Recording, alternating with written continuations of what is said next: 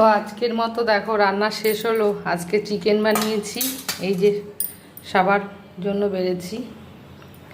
এটা হচ্ছে আমার বাবার, এই যে এটা চিকেন, এটা আমের চাটনি, আর এটা হচ্ছে পটল দোরমা।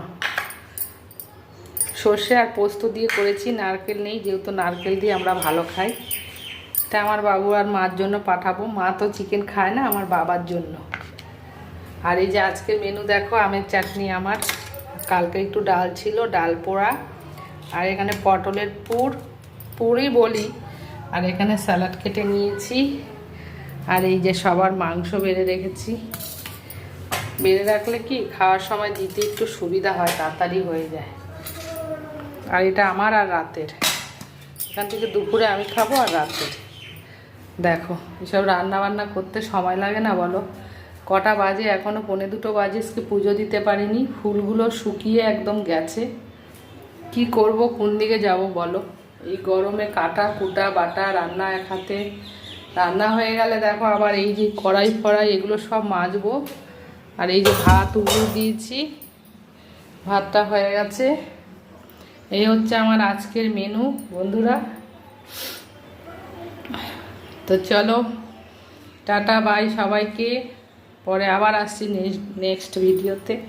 কেমন হয়েছে ভিডিওটা অবশ্যই কমেন্টে জানিও, আর তোমরা কি রান্না করেছো সেটাও আজকে জানিও।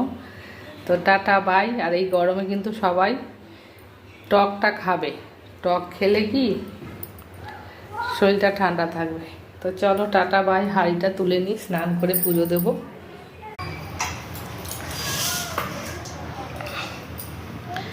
এত বেলায় ঠাকুর পুজো দেই না, আজকেই এত দেরি হয়ে গেল। ভালো লাগছে না, মনটা ঠিক লাগছে না। পুজোটা সকাল সকাল দেওয়া হয়ে গেলে রান্না বান্না করতেও ভালো লাগে। কালকে ঝড় হয়েছে, এত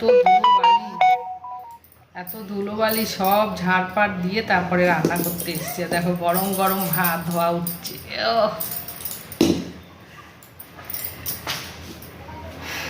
যাই হোক, অবশেষে আমার রান্না এখন কমপ্লিট হলো।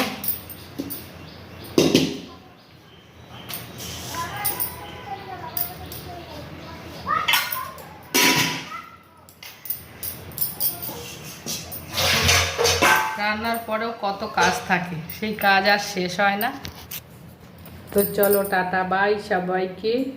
আবার আসবো পরে নেক্সট ভিডিওতে। আর ভালো লাগলে কিন্তু অবশ্যই সবাই লাইক কমেন্ট শেয়ার করবে। টাটা।